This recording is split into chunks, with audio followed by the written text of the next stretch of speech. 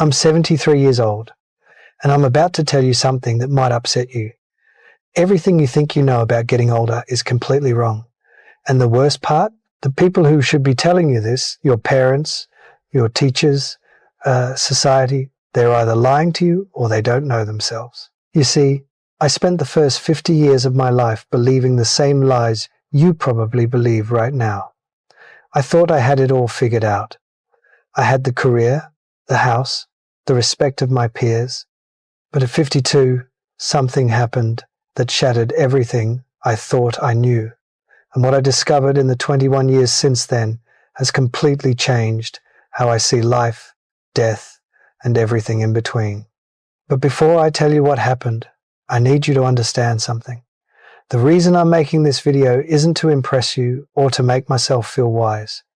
I'm making this because I'm running out of time and there are things you need to hear before it's too late. Not for me, for you. At 52, I had what doctors call a cardiac event. That's a fancy way of saying my heart tried to kill me.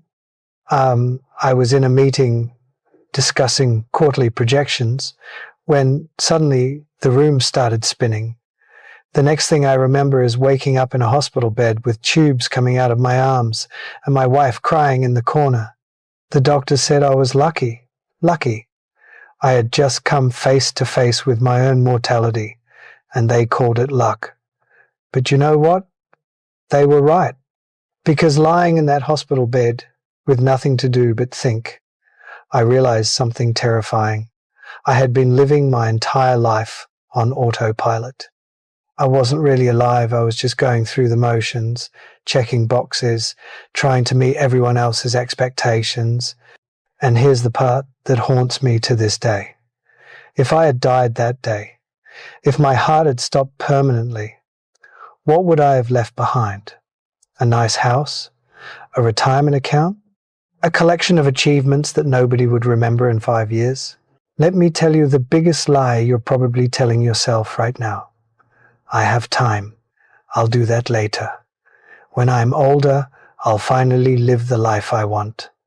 I see young people in their 20s, 30s, even 40s, and they're all saying the same thing. When I make more money, then I'll be happy. When I get that promotion, then I'll relax. When the kids are grown, then I'll travel. When I retire, then I'll finally do what I love. Let me save you 50 years of regret with one simple truth. That day never comes. You know why?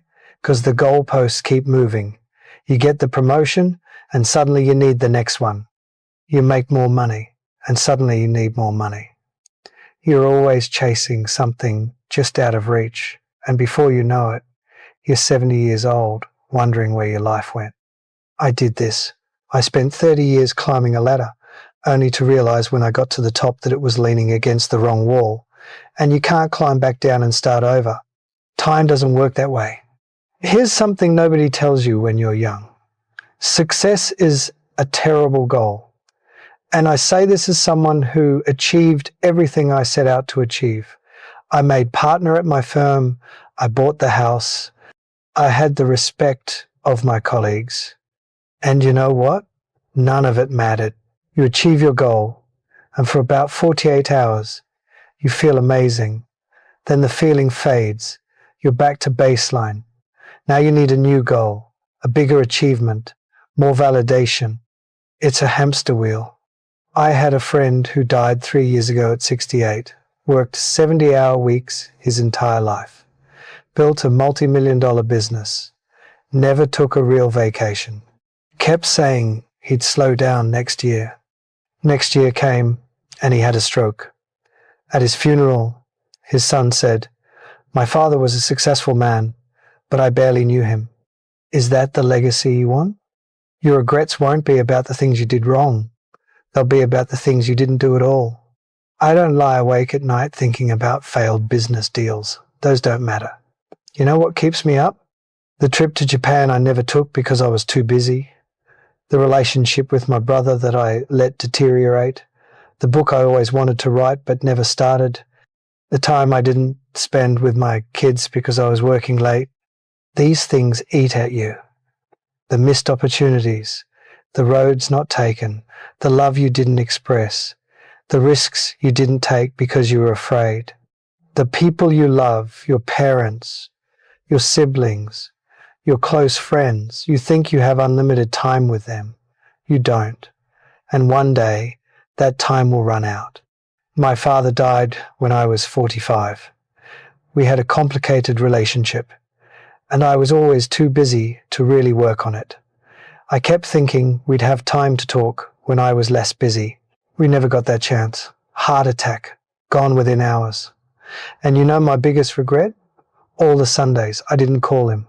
All the times I was too tired to drive over for dinner. All the little moments I let slip away. There won't always be more. After my heart attack, I made big changes. Stepped back from work. Started saying no to things that didn't matter.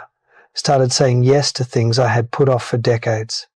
In these last 21 years, I've learned more about life than I did in the previous 52. What matters is embarrassingly simple. Time with people you love. Work that feels meaningful to you. Experiencing things, not owning things. Creating memories. Being present. I know it sounds simple. When I was your age, I would have rolled my eyes. Sure, but I have bills to pay. And yes, you do. I'm not saying quit your job. I'm saying don't sacrifice what matters for what doesn't. Here's a question I want you to ask yourself, and I want you to answer it honestly. If you died tomorrow, would you be satisfied with the life you've lived so far? Not would people be impressed by your eulogy, not did you achieve enough, just would you be satisfied? If the answer is no, then what are you waiting for? What are you doing with your time that's so important that you're willing to gamble your one precious life on it? I'm 73 years old. I've been lucky enough to have good health since that heart attack. But every morning when I wake up, I'm aware that I'm on borrowed time. We all are, really. But most young people don't realize this. They think they're invincible.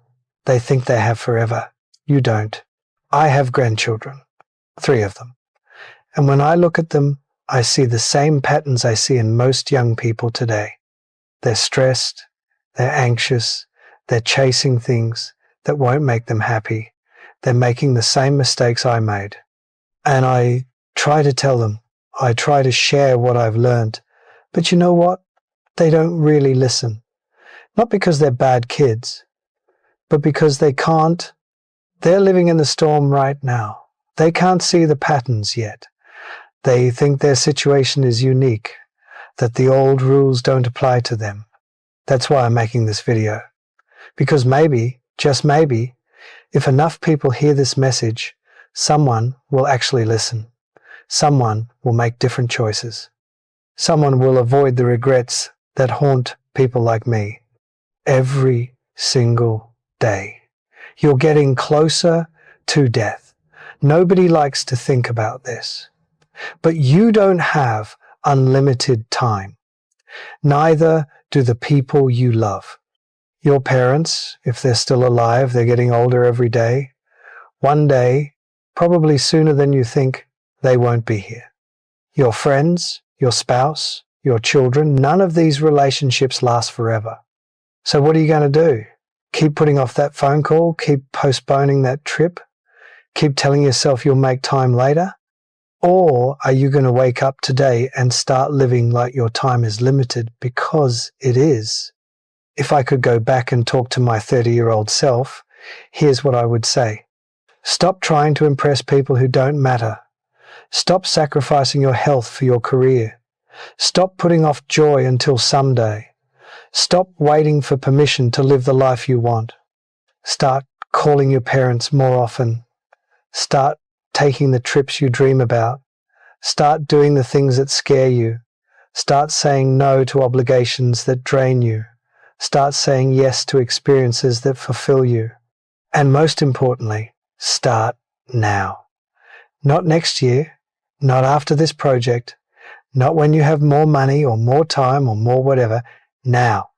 Because I promise you, the perfect time will never come. Life will always be messy and complicated and full of reasons to wait. But if you wait, you'll wake up one day and realize you waited your entire life away. I'm 73. If I'm lucky, maybe 10 or 15 more years. Maybe 20 if blessed. Probably less. And I'm okay with that, because these last 21 years have been the richest of my life.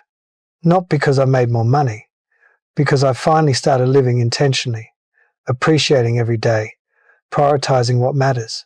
I've traveled to places I always wanted to see, deepened relationships with my children and grandchildren, pursued hobbies I put off, forgiven people I held grudges against, said I love you countless times.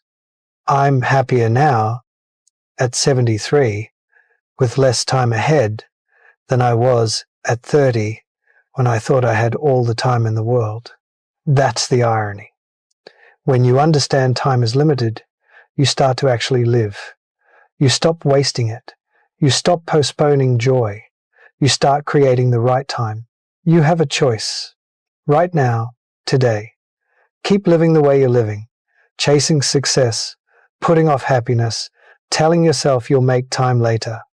Or wake up.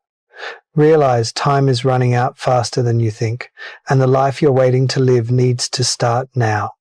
I can't make this choice for you, but I can tell you, you don't want to be 73, looking back, wishing you made different choices. Don't waste 52 years figuring this out. Learn from my mistakes. Live intentionally. Prioritize what matters. Stop waiting for someday. Someday is today. It always has been. If this resonates, share this video. Leave a comment. Tell me what you're going to do differently. Subscribe, because I have more truths to share and not much time left. The clock is ticking. What are you going to do with your time?